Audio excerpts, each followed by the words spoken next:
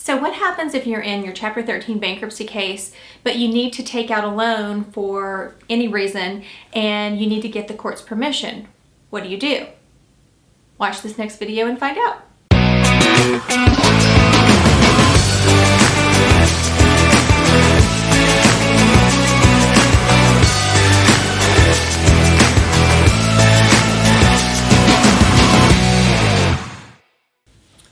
So this area of bankruptcy law is one that unfortunately we see a lot of people get in trouble with because they are not letting their attorneys know or the trustee know that they have incurred debt while they're in a bankruptcy case. Now remember, the sole purpose of you being in a Chapter 13 bankruptcy case is that you are reorganizing your debt, and the court is assisting you in restructuring your debt so that you get out of debt and you get a fresh start, which is great. But while you're in bankruptcy, if you're incurring new debt, that can be a problem.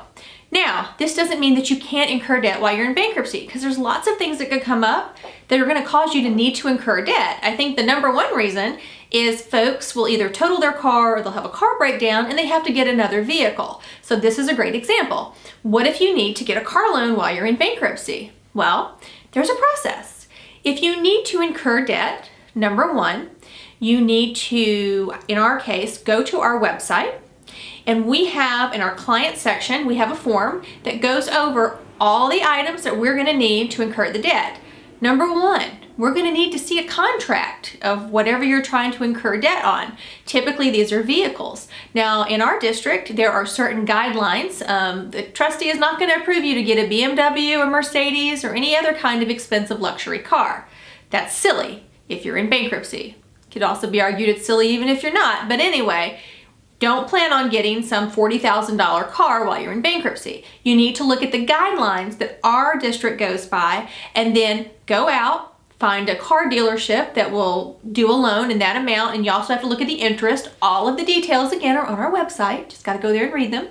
And then once you get that proposal, you're going to provide that to our office, and you're going to fill out our form because you have to sign off on some things, and then we're going to file a motion. And we're going to file a motion with the court and ask the court to allow you to incur this debt so that you can, get a car, in this case, have transportation. Now remember that you need to be current on your trustee payments, because if you're not making your trustee payments, how the heck are you going to pay this bill? And when you are granted permission to incur a debt, this is going to be something that you're going to pay directly. So it's not going to be put into the bankruptcy. You're going to be paying that creditor directly because this is a post-petition debt, which means this is a debt that happened after you filed. So in a Chapter 13 case, that's not going to go in. So once it's granted and you take out the loan, you will pay that directly to the creditor. Now, in some cases, maybe the reason that you have to do this motion to incur debt, like for a car, is because you had totaled another one. We can review your budget and we can maybe reduce the trustee payment so that the trustee payment's lower, but now you have this new car payment. So in the end, it all comes out in the wash. So maybe you're paying about the same, but your budget also has to support this. So when you're providing all this information, if you look at the items that we're going to need from you, we have to have at least the last 60 days of your income statements so that we can show the court that, hey, you can afford this. So it's not just you send an email, oh, hey, I need to get a car. Doesn't work like that. We have to have all of the items that we have listed if you go to the website. So make sure that you get this done. Now, the other thing you need to remember is this is not going to be super quick. You're not going to submit this and then a week later you get approved for a car loan. We have to file a motion. We have to get on the court's calendar. Just depends on when that is. Sometimes it could be 45 days it takes for this to go through. Sometimes it could be 60. It just depends on what available dates the judges have.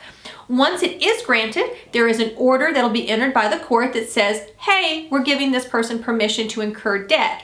Just need to remember, though, that whatever you did the motion for, that's what you're approved for. So, maybe the exact car that you wanted isn't still there because it's taken 45, 60 days, but it's a car that's similar to that. It can't be you got approved, to incur debt, and instead of taking $20,000 for a car, you've got $40,000.